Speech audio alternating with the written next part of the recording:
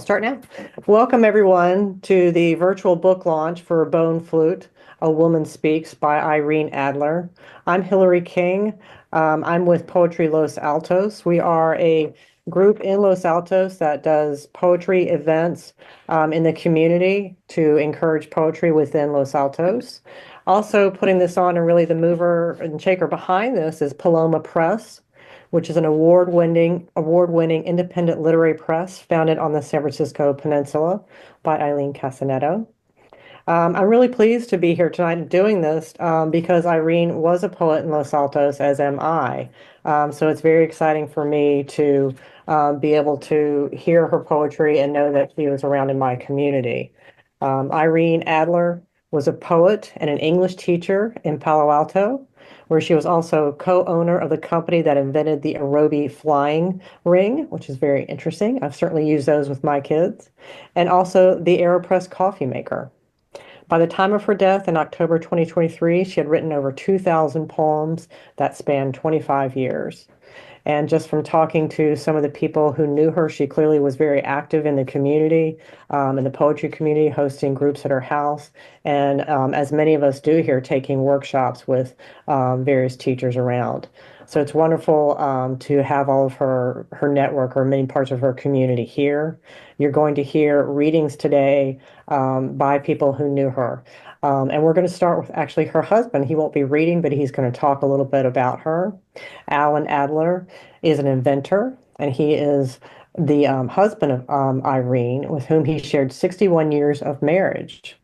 He taught at the Stanford School of Engineering and was one of the inventors of the aerobie flying ring and the AeroPress coffee maker. And we're going to have Alan speak a few words. I'm going to ask everyone else, go ahead and please mute yourselves. Thank you. Can anybody hear me? Yes? Yes. Yeah. Okay. Thank you for coming. As Hilary said, I was married to Irene for 61 years. She had the most amazing knowledge of English and grammar of any person I've ever met. And in her early years of marriage, she took care of our children, but then she went on to teach English as a second language for about 15 years. Later on, she became deeply involved in writing poetry. And her associates in poetry, some of whom are here tonight, were always encouraging her to publish. But she published very little while she was alive. After she died, we went on before I mention that, I want to say that in the last few years, she would wake up in the morning with about 3 poems in her head and rush to try to write them down, type them into a computer, or just type them, or just write them. And I was sort of a cheerleader for that. I encouraged her to do that, and fed her AeroPress coffees to keep her motor running. At any rate, I wanted to say that after she died, we went on a hunt around the house with the help of a caregiver I have, Whitney Brown, and we eventually assembled 2,000 poems. And Angela, her dearest friend and poet who will read tonight, had encouraged me to send the poems for publication. Although I'm not sure that Angela realized that she was going to get 2,000 poems dumped on her lap. She enlisted the friend of fellow poets, some of whom are here tonight, like Cohen, and they eventually distilled those 2,000 poems down to about 100. And those became the book. that we're reading from tonight. The first publisher that she offered the manuscript to, Paloma Press, loved it and grabbed it. So we never got a chance to show it to anybody else. And Eileen, publisher of Paloma, is here tonight with us. So that's really all I have to say. I enjoyed the whole process of watching my wife Irene write poetry. I encouraged it and really enjoyed it. Thank you very much. Thank you, Alan. That's so sweet, and what a wonderful and devoted poetry husband you are. That's really to have someone in your corner like that as a writer, I think really means a lot to all of us writers out there. We know, and so we really appreciate that. Next, we're going to hear from Angela. Angela Narciso Torres is the editor of Bone Flute, so she is the one who did take those poems and put them together. She's also the author of What Happens Is Neither from Four Way Books in 2021, Blood Orange, winner of the 2013 Willow Books Literature Award for Poetry, and the chapbook To the Bone from Sundress Publications in 2020. Her recent work appears or is forthcoming in poetry, in Pushcart Prize, Best of the Small Presses, Poetry, congratulations, Missouri Review, Quarterly West, Cortland Review, and Poetry Northwest. A graduate of the Warren Wilson MFA program for writers and the Harvard Graduate School of Education, Angela has received fellowships from Bread Loaf Writers Conference, Illinois Arts Council, and Ragdale Foundation. She received first prize in the Yates Poetry Prize, W.B. Yeats Society of New York, and New York City Magazine named her one of Chicago's Lit 50, Who Really Books in Chicago. Born in Brooklyn and raised in Manila, she currently resides in San Diego, in Oceanside. She serves as a seniors and reviews editor for Rhino Poetry. Angela. Thank you so much, Hilary, for the kind introduction. And thank you, Alan, for those heartfelt words and for introducing our audience to Irene. But most of all, thank you, Alan, for trusting me as the editor and curator of Irene's poems. In this book's afterword, I quoted from one of the many letters Irene and I wrote. Irene wrote me during our 20-odd years of friendship. She had woken from a dream about Emily Dickinson, whom she admired greatly, and ended up saying, "Sometimes I wonder what will happen to all of these pages of poetry." And I'm wondering if Emily wondered that too about the sheets of poems she left behind. Irene said it could make an enlightening display, a wind-blown letter to the world, a kind of praise. And it's been my greatest honor and privilege to serve as courier for Irene's wind-blown letter of praise to the world. In this reading tonight, each of the readers will read a couple of poems from Irene's book and then a couple of their own, responding in any way that they deem appropriate to the poem from Irene's book. And I'd like to start with a poem that Irene wrote in the class where we met at Stanford Continuing Studies, which was taught by Nan Cohen, who's here tonight and continued to be a dear friend of both Irene and myself through the years. At the time, Irene's mother was struggling with late-stage Alzheimer's, and I hadn't seen this poem since that class, and I was so happy to see it again as we were digging through her files. Alzheimer's. You stand there at the bottom of the sea, fathomless weight pressing you down, as words bubble past lips without sound, your hair white seaweed, lively fish dart amidst. Lost shoes and black bag sandcast, crab infested. Lined cheeks working gill-like to survive without oxygen, the steady oceanic roar. Up here in a shifting dory, we peer down through green water as if you were our anchor, lost to rust. We lower gifts of lotion, soap, kisses, that fish nibble at, until they slide along sand toward a coral burial.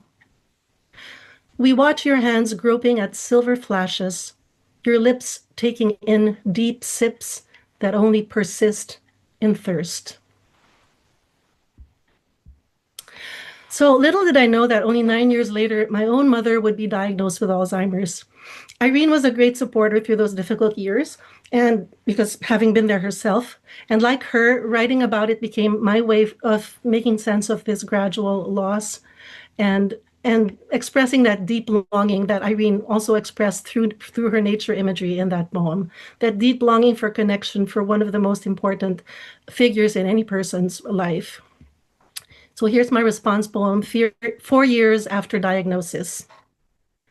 Suddenly, rain. Our heads bowed together like monks in this hot green place.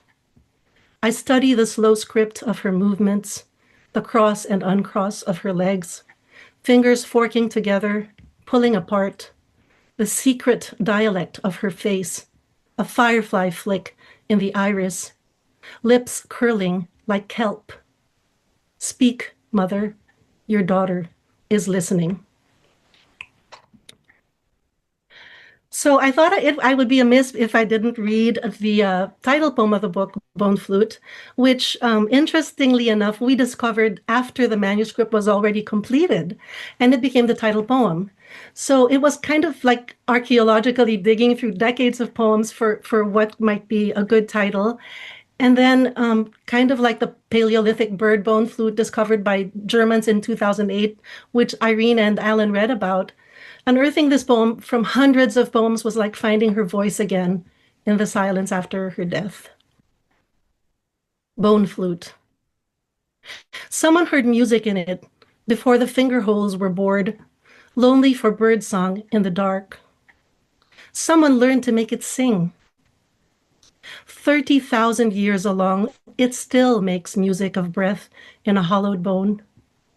A lost shepherd soothed his flock, blowing its spell over curled wool, a charm against wolf or blizzard. The storyteller in a cave might ease his audience into sleep on stone with notes that made bleak night shine. Found near a grave mound, this bone, where flower spores still lie scattered. Perhaps it was a child.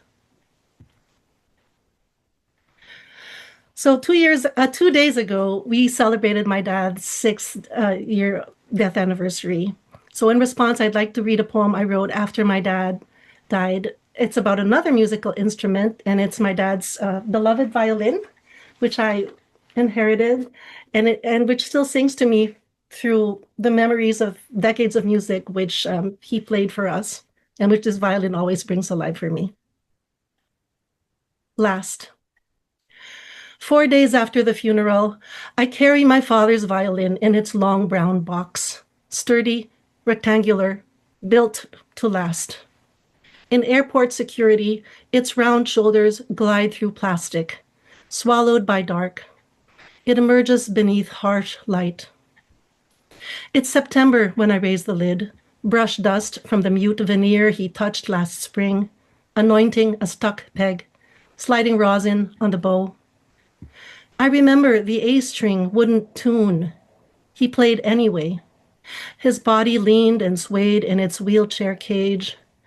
I remember how the bow strained. In closing, I'd like to thank Eileen and Paloma for being so wonderful to work with on this book and for giving it the best possible home. Thank you, Hilary, for graciously hosting us. Thank you, fellow readers and editors, Gail, Naoko, and Nan, whom you will hear from shortly, and my son, Tim, who was also a huge help, both as a technical and artistic consultant.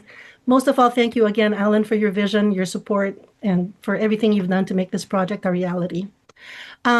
I want to end with a quick short poem by Irene because I feel she should have the last word. I'm just the vessel. I'm just the flute, if you will. And I feel like she's blowing breathing her songs through me.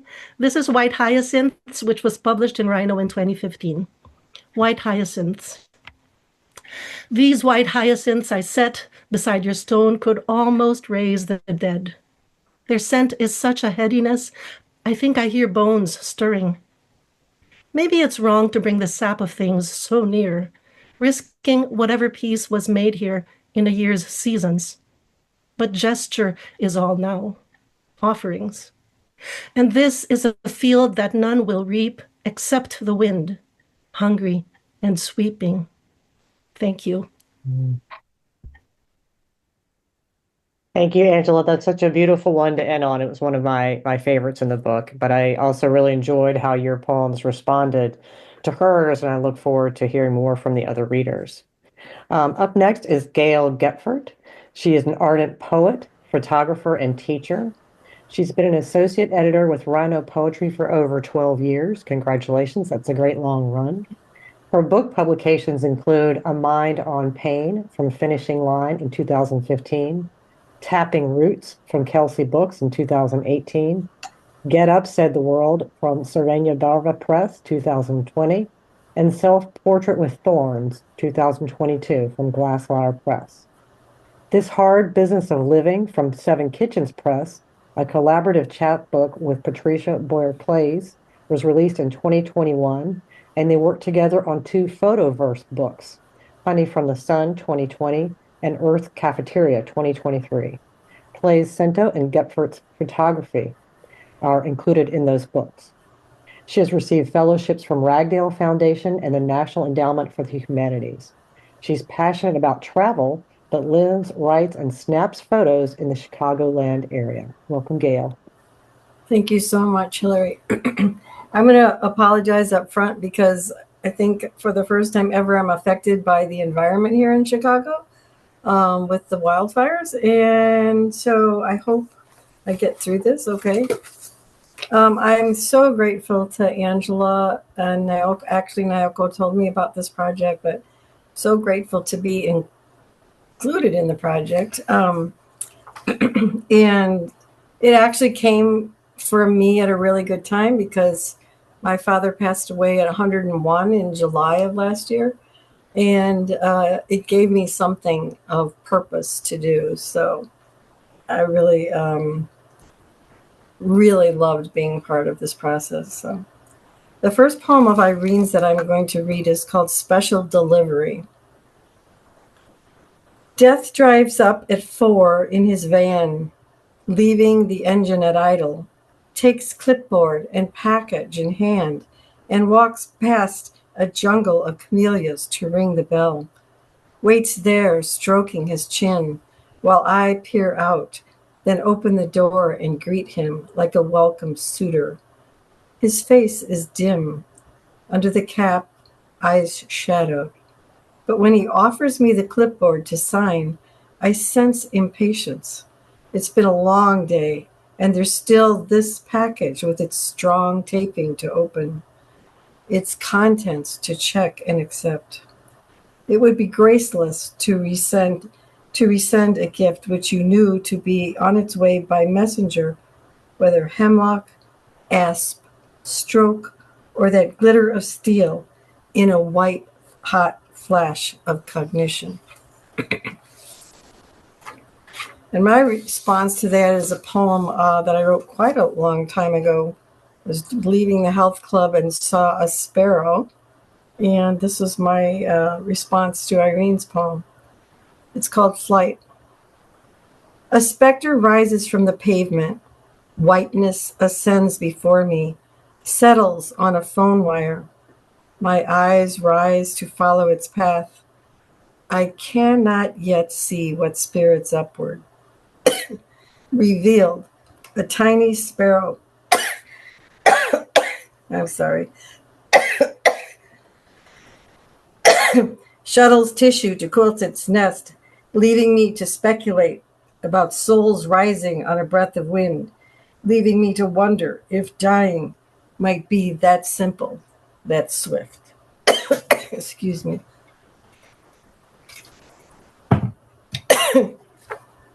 And the next poem that I'm going to read of Irene's actually is the one that kind of drew me into Irene so much. I never met her. I only know her through Angela.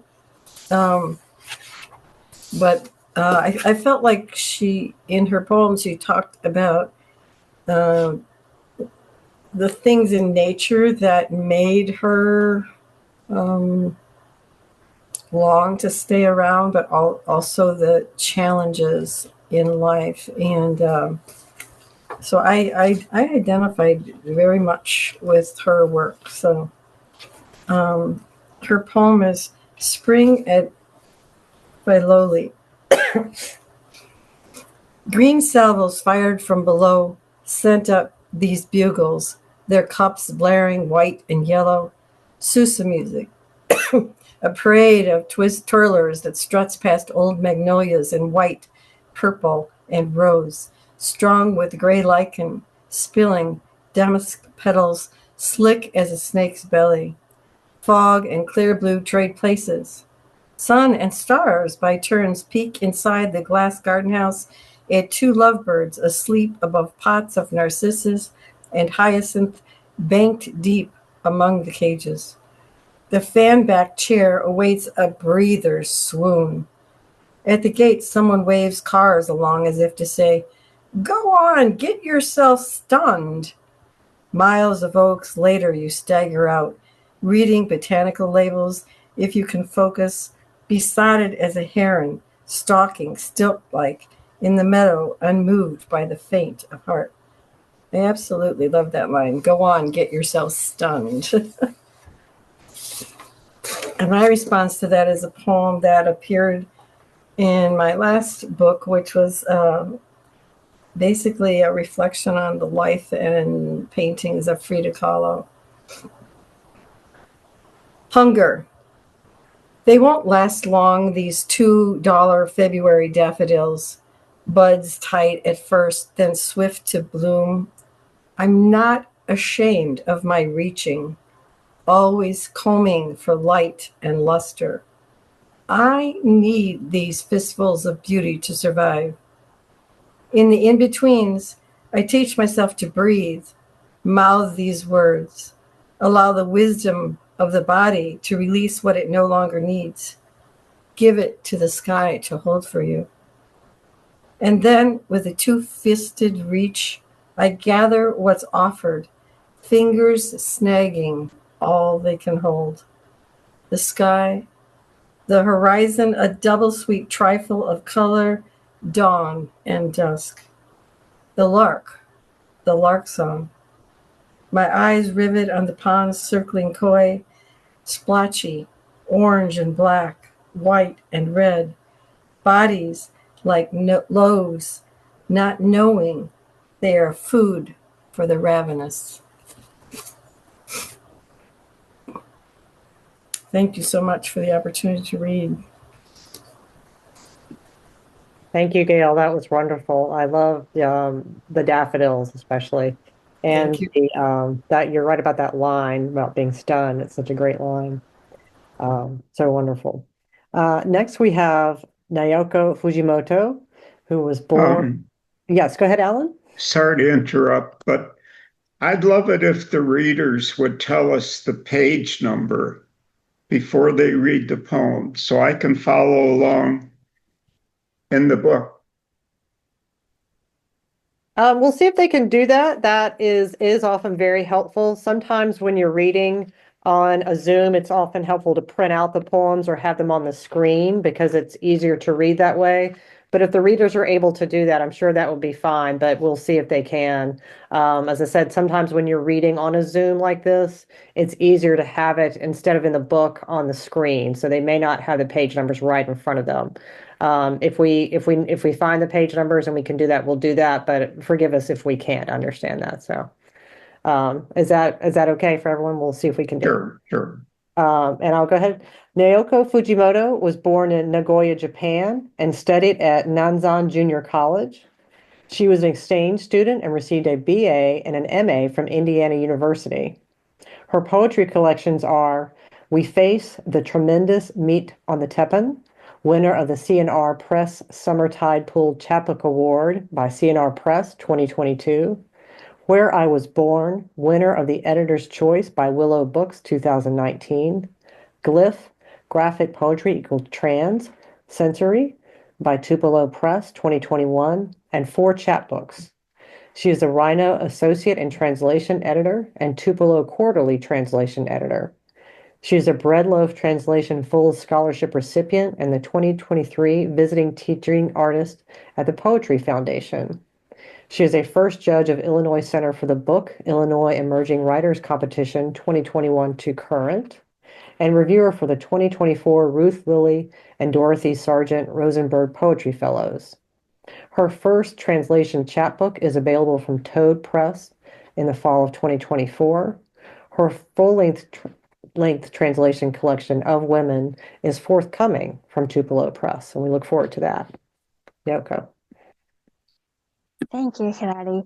Thank you so much for having me today. I was honored to work with Angela, Gail, Timmy, and Nan, and then especially Irene. Thank you so much for publishing this beautiful work. So today I thought it maybe have a fun to have a conversation between Irene's tanka and my waka poetry project. So I selected 15 tanka collection for this book and from her previous tanka collections. So theme is season, spring, summer, autumn, winters.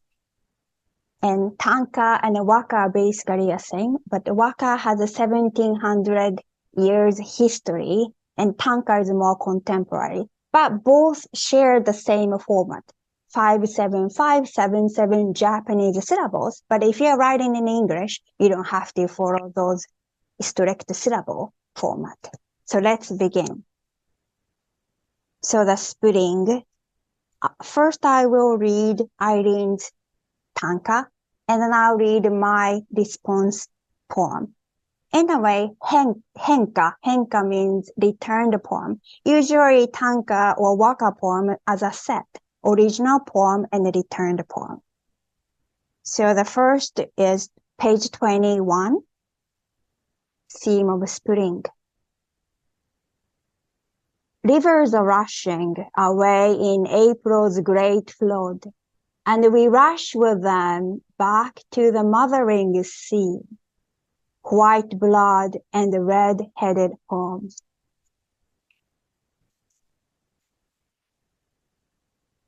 Spring from my collection. A brink of spring, a flap of white cloth, the dazzling leaves, laundry hangs by the foot of Kaguyama Mountain. Summer.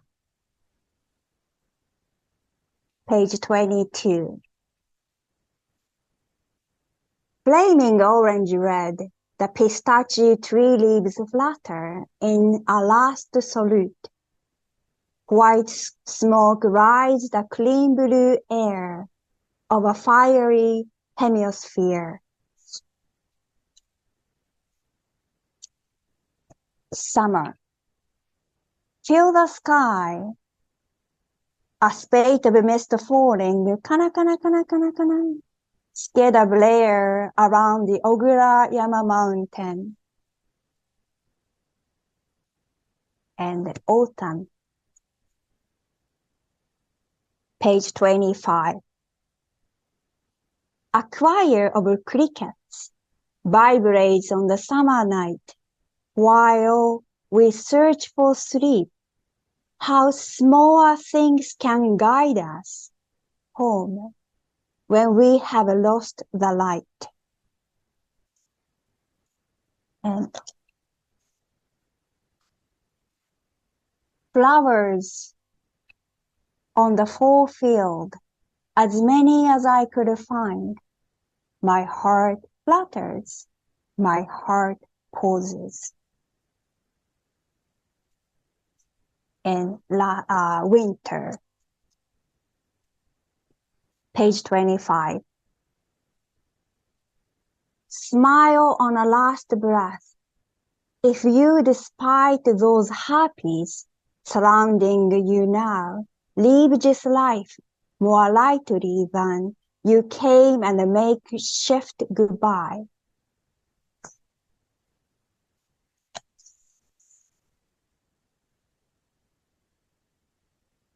A traveler sleeps in the field.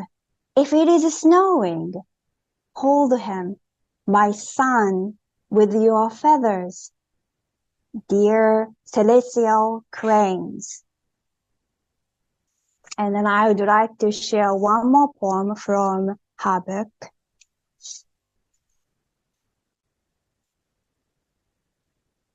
Loving friends stay so, death will not undo their bond, or brain its comfort.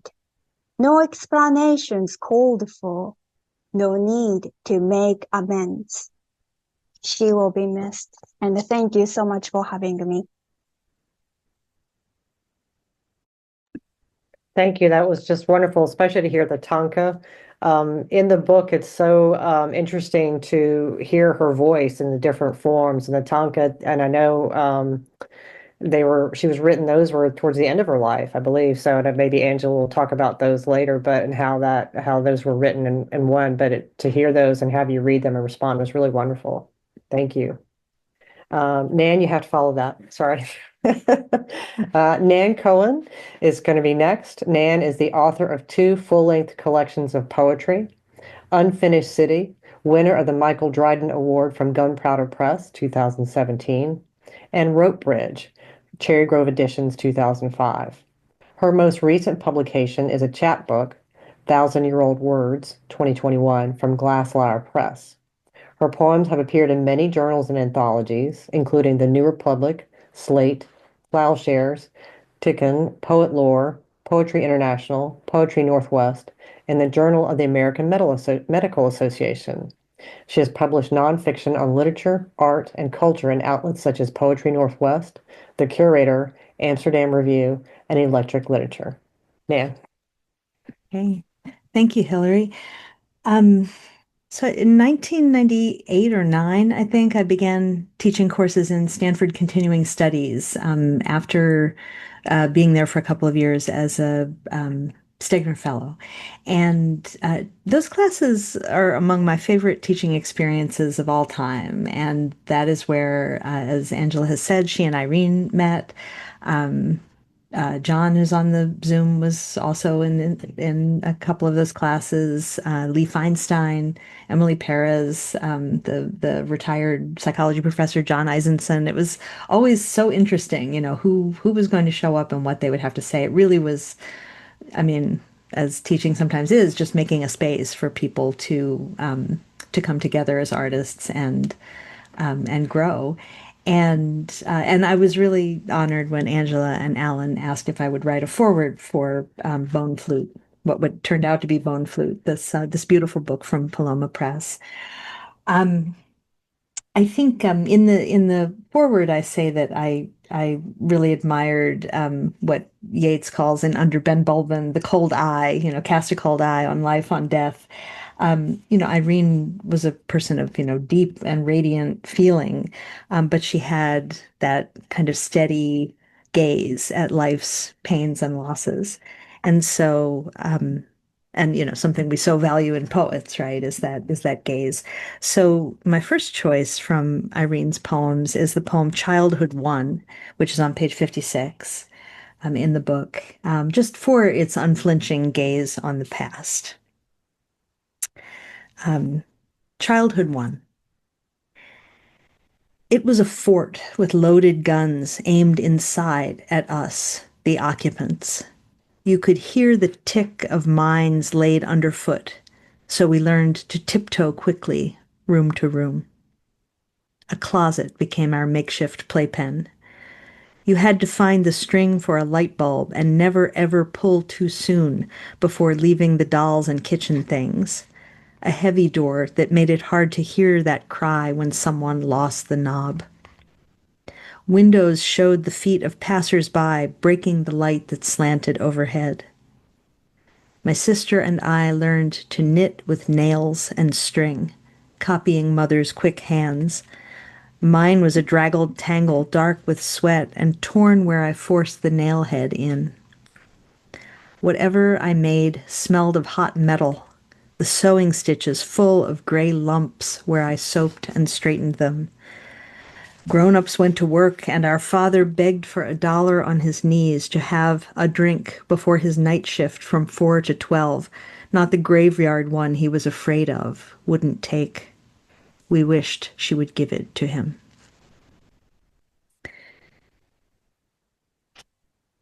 So in choosing two poems of my own to read, I was guided by the idea of childhood and that unflinching gaze.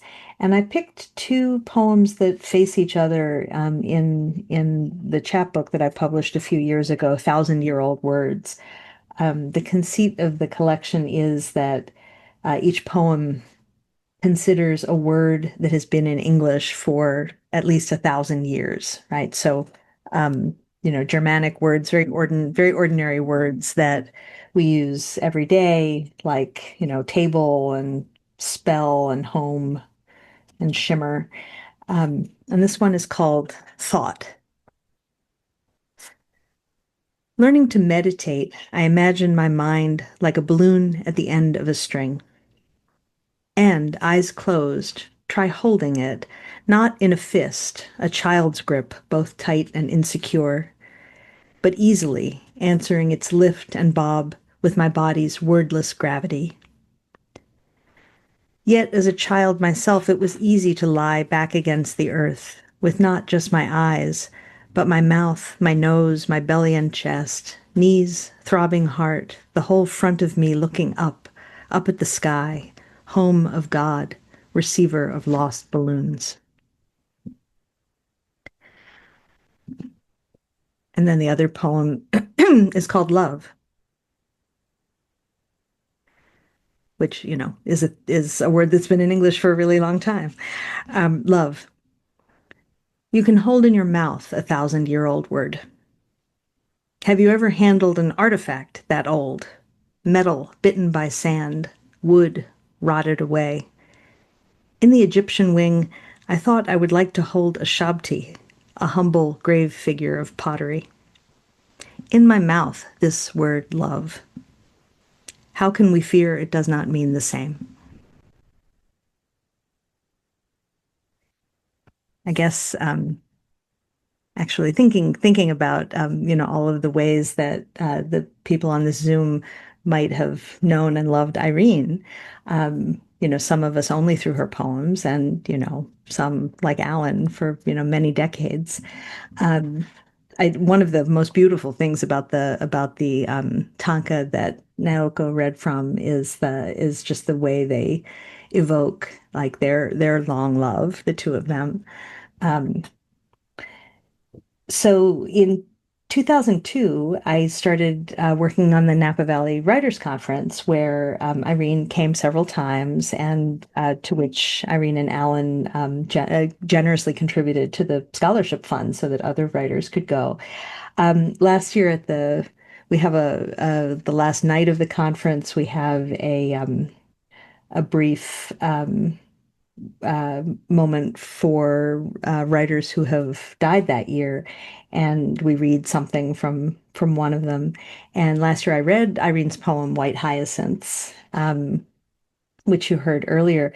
But if Angela read it, but if I'd had this book then, I might have read the poem I'll close with on page 91, which I believe happened at the Writers' Conference and was maybe written at the Writers' Conference too. Would that have been in Linda Gregerson's workshop, Angela? That's what it sounds like to me. No, that was in the Dorian Locke's. That year I was there and worked with Dorian. Then that was in there when the geese flew overhead and we all kind of looked at each other. So. Well, that was in 2002 then. That was 2003. Yeah, 2003, because that's right. Yeah, that's the year she came. So it's called Visitation at the Writers' Conference. It mentions a sonnet, and it is a sonnet. So Visitation at the Writers' Conference. Above the poet's voice, a cry of geese in flight adds honking to her sonnet. Stresses natural as heartbeats, pulsing the lines she speaks in a classroom ringed by vineyards, by olive trees shaking their silver leaves in a rare August shower that splatters skylights on the roof. Heads tilt skyward, and the room sways watching this isosceles migration fly south-southeast to the beat of goose music, quill, bone, and feather plowing the blue air into furrows. And of course, we end with a bone, that one might make a bone flute out of, a bird bone. Okay. Thank you, Nan. What a great way to end that. There's so much wonderful music in that poem. But as a writer too, I think they're some of the best times you can have are with other writers in a conference. So that's just a great way to, the great way Irene has both memorialized that moment, but also made a beautiful piece of art for other people. So it's really just wonderful. Thank you so much. So we do have time, I think, for questions and sort of conversation. And I think we have kind of a lot to hear from and talk about. I think I'd love to hear more about the tanka, and also what I think you can really hear her voice in these poems, and I wonder what other people think. What are the qualities that you think will give her Irene's poetry sort of lasting resonance as it goes out into the world?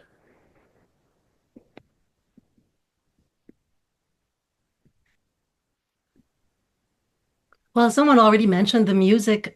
Irene played the piano, and even just reading her poems, you can tell that she had a great ear for music and for rhyme. Although not all her poems rhymed, she did have that ear for internal rhyme, and it almost felt as though her poems were propelled as much by sound as by sense, and the two were always perfectly wed and perfectly woven together in her poems. I think also that the themes that she talks about are themes that we will want to hear about for many, many years to come, because she writes about childhood, she writes about family and death, immortality, and just her whole philosophy of why we're here, and not necessarily groping or grasping for answers, but just living with the questions and always questioning, always being endlessly curious about the world. Yeah, those are the qualities that I think will keep me coming back to her poems again and again. I think there's a clarity too and a light in her work too that's really invites the reader in. And then you find the message within too really struck me as I read through them, I think. They're very accessible, but they really are full of meaning and emotion as well. Alan? Nope, can you unmute yourself? Yep. Let's see, can I unmute you? Alan, you're muted. Hang on. We need to unmute. Click on the microphone again. I think there you go. That's it. Okay. Maybe I should tell you a little bit more about Irene.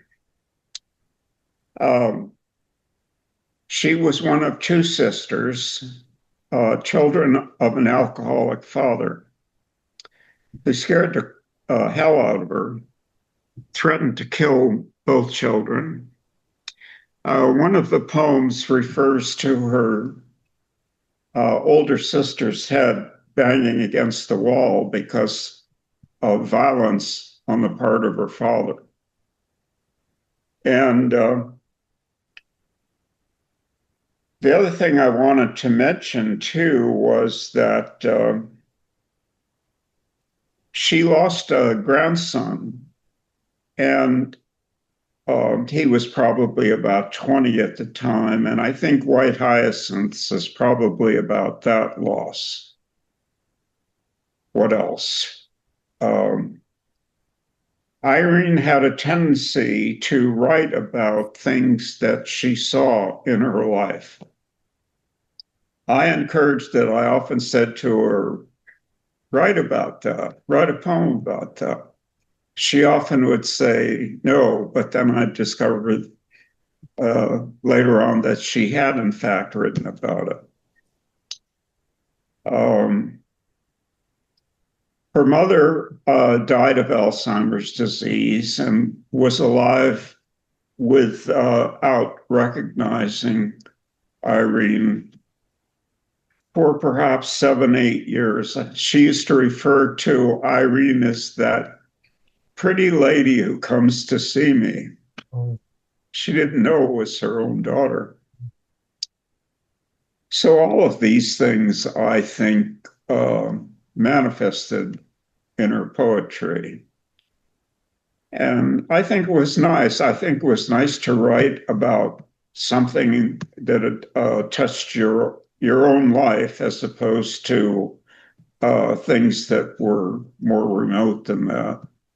Anyway, that was just maybe we shed a little bit more light on Irene and her writing.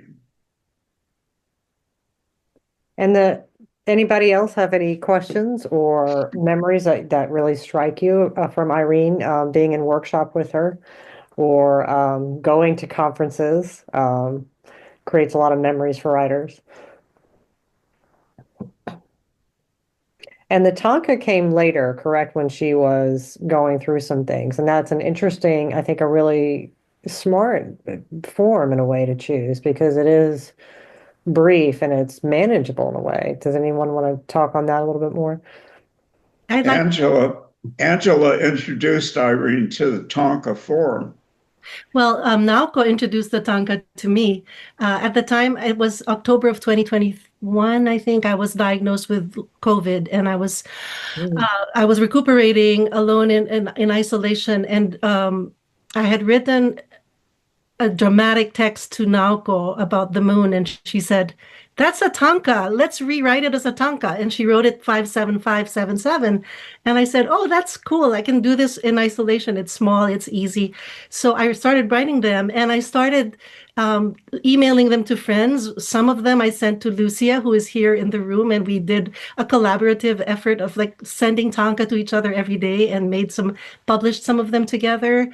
And then I sent them to Irene, and she really took to the form.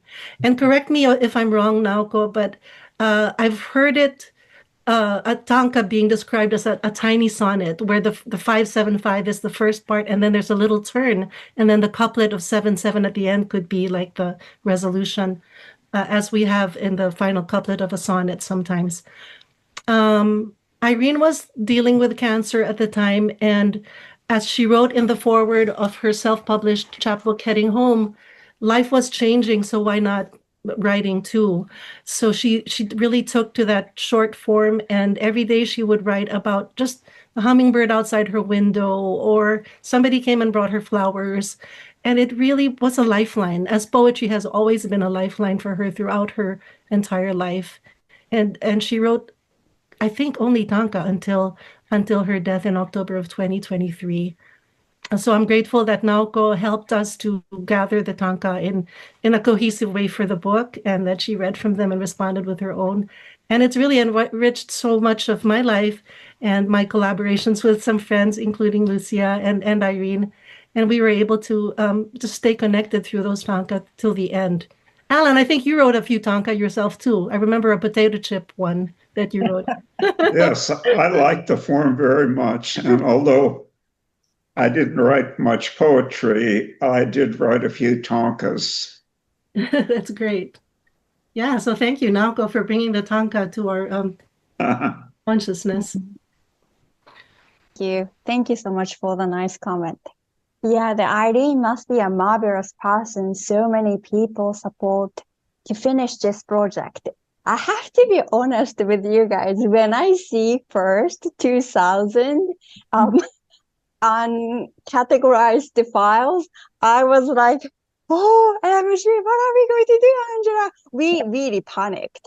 But then Kimi, Angela's son, organized everything, and then Gail joined. Gail was like a bulldozer. She's reading and finding a gem after another from those piles of lots of files, duplicated files, and it was crazy to go through this project. And then Nan joined, and then we Angela did a lot of.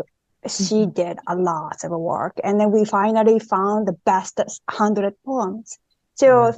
Thank you again for having me, and it was a pleasure to work with this project.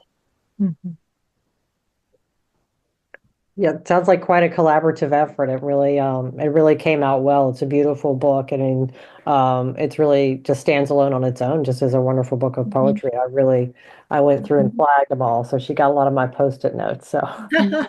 Well, that's a great testament. Yeah. Nan, do you want to mention, say anything about what it was like for you to be seeing some of these poems that maybe had passed through under your gaze as a teacher and maybe through her Napa? I don't know if in the conference you got to see some of Irene's writing, or if you were more administrative. I mean, maybe once in a while, since it's a generative workshop, and so someone is photocopying all the poems every morning. It's not usually me, but I'm running them around to the workshops. I was just thinking about the, what will, uh, Hilary's first question about what will be, striking to people, what will stay with them about these poems. And I think it's a quality of voice for me that it just, I mean, uh, one of the great things about teaching an adult workshop, I think, is that people come in with a sound, that there's something really um, genuine and organic to them, and it's just a question of finding maybe the shape or the line length or some technical piece that helps them unlock, the form for what they want to explore. And I think in person, Irene was a very just grounded presence, a person who sort of quietly and unostentatiously knew who she was, and was it, without apology. And so I love the reverse chronological order of the book, and I figured we would talk about it at some point during this Zoom. It's so interesting to go backwards through her work and to find that voice really there from the very beginning. It really, you don't feel as though you've lost anything from the speaker when you get to the end of the book. Just, in awe of that. And Angela, can you talk more about that? Because that is often unusual. Often when you're reading sort of a collected poems, you're starting at the beginning, and this was the opposite of that. Could talk to that, or someone Yeah, else talk to that? Yeah. for sure. Well, one of the reasons I chose to do reverse chronological order is because I think I discussed this with Naoko. We wanted the reader to meet Irene as she was just right before she passed. So we know for sure that she wanted these tanka out in the world. She published them, she chose them. So we knew for sure that is the poet that was ready to meet the world's gaze. And so we thought we would lead with that. And from there, I felt that, these are her readers will have never met her in person, many of them. And I wanted them to get the experience of meeting this person for the first time and getting to know them gradually as they read the book and going backwards and then finding out, oh, so that was her childhood. And that's how she wrote 10 years ago. But that's still Irene. And what Nan said is so true. Her diction, her musicality, the way she put thoughts together and wove in her imagery and metaphor, it's all there. And then but it's so interesting to start with a tanka, so spare, so distilled, kind of like, those little sponges that you can put in water and then they bloom into a flower or a dragon or something, and you can use it to wash your hands or something. I wanted that experience for the reader. And I hope it worked. I think it worked. I just wanted them to discover her the way I did. And I'm still discovering so much about her through her poetry now. It gives me chills just to think about, wow, I never knew. And I never knew all these things because she was quite a private person.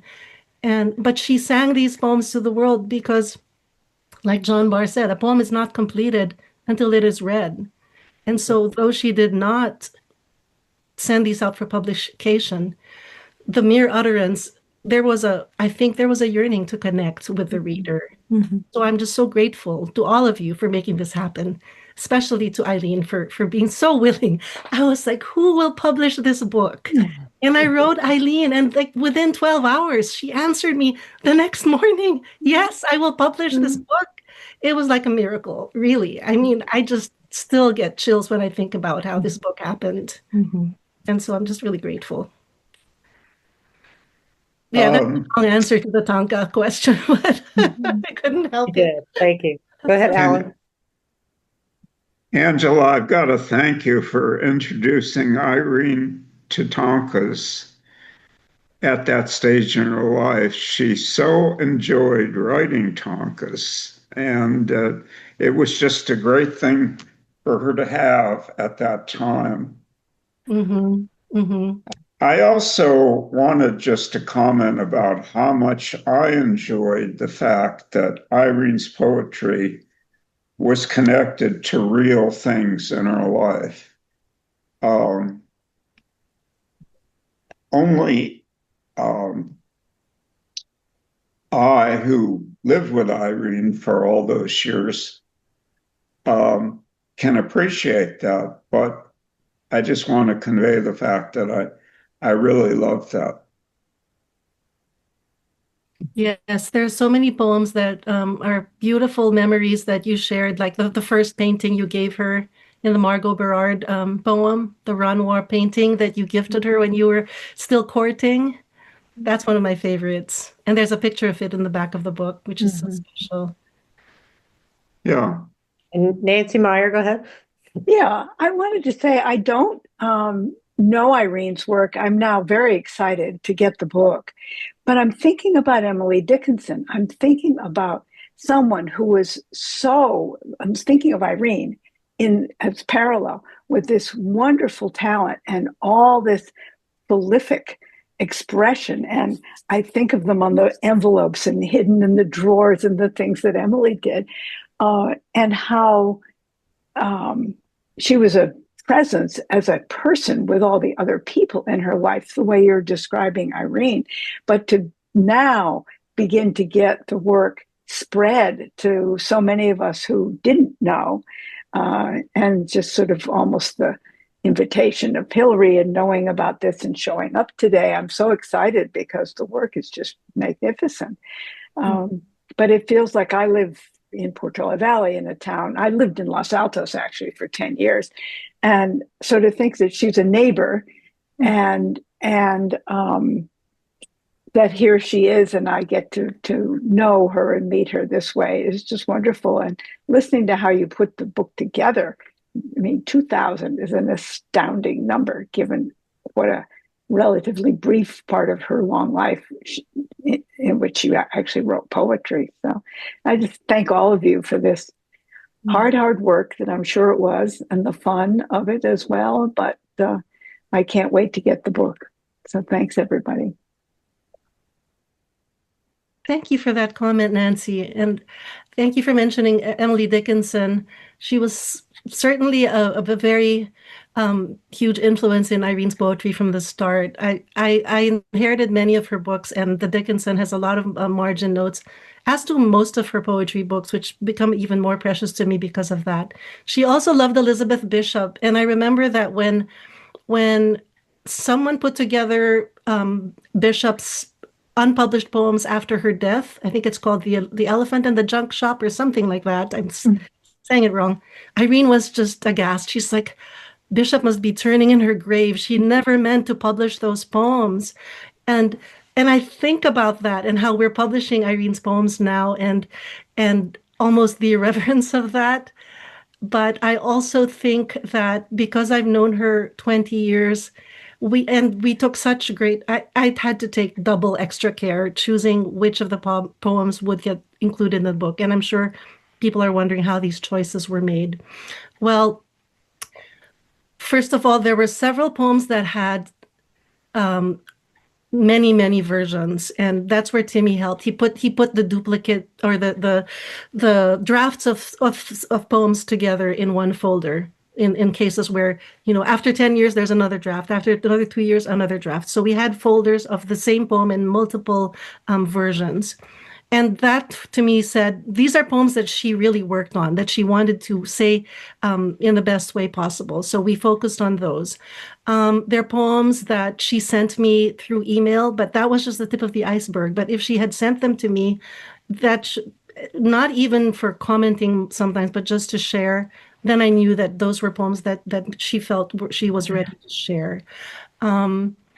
Also, with the help of Gail and Naoko, because we were co-Rhino editors for years and years and years, we developed a rating system, 1 to 3, and Nan was also part of that rating system.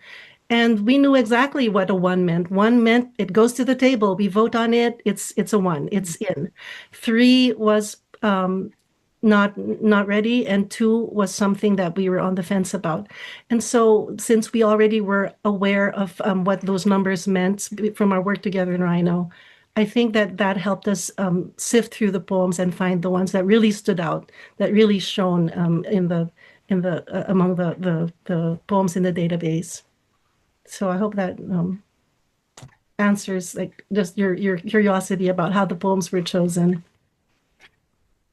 It's very instructive, actually. I think that's a smart structure to apply to this then, that you had that in common from Rhino so that you could then take it to this, but it's very instructive. And I appreciate your thinking on what she worked on. Meant that it was significant, and that the ones that she would send to you and share, that she would feel better, because it is a delicate situation and you want to be respectful, as you clearly were. So I really appreciate the thoughtfulness. I mean, her work is in good hands. I think we can all agree on that. So that's and as it should be, and it really came out really well. It's really, I don't think this happens very often, so it's really remarkable for me to see, as just seeing in writing that this happened, that these poems were there and put together with such care. It's really remarkable and just a beautiful book. So congratulations to you all. Thanks so much. Mhm. And in the end, Ralph Hamilton, the former editor of Rhino, he also edited a posthumous book of one of the co-founders of Rhino, Helen Dagan Cohen. And when he took on this project, he had a team working with him, but he went through all the poems first, which is what he said. That will be your job. You have to go through all 2,000 poems, and everyone else can be a second reader, but you must look at the poems first because Alan entrusted this to you. But he said, also remember, and he was so wise telling me this, you're Angela, you will never be Irene. No matter how hard you try, you will never know what she really wanted to publish or not. So you have to trust your own instincts as an editor, as a poet, as a writer, and as Irene's friend, what you think will make this book. And just trust that, because whatever you do, people will have questions. People will say, why not this or that? But you can only do you. So that's what we did. To the best of our ability, anyone on this team, we were doing us in the service of Irene and her poems. And I hope we did her justice, because, there's just so much richness and wealth in these poems that, I'm just so grateful we can share some of it, part of it, to the world. Well, I think you did a great job. I think you definitely did her justice, and that might be a good note to close on, unless we have more or people want to share more. Eileen, anything else you think? I just really want to thank everyone. And for my part, we published this book because we recognize the craft it reflects, and especially also how creative bonds can transform and find new life in the hands of strangers through the simple and sacred act of reading. So it's just really an honor to be part of Irene's continuing circle. And there's going to be an in-person book launch on July 2nd at Books Inc. in Palo Alto, correct? And is that at 7 p.m., I believe? Yes. So at the Books Inc. in Palo Alto, July 2nd. So you can go and get your copy there. John is asking if this recording of the event will be available. And I think we can probably make that available and email that out. Is that correct, Eileen? Yes. So that will be available. So, yeah. And you can order the book, or you can go to Books Inc. on July 2nd and get it there. And we appreciate everyone coming. And thank you, Alan, for joining us as well. We really appreciate that. And thank you to the readers and everyone else just for attending. I hope it means a lot to Alan. I think it just really shows the affection and respect people had for Irene and her work. So thank you, everyone, for coming. Thank you so much for hosting, Hilary. Thank you, Hilary. Good to see everybody. Thank you all. Thank Thank you you, so much. Alan. Thanks, Alan. Great to Thank you.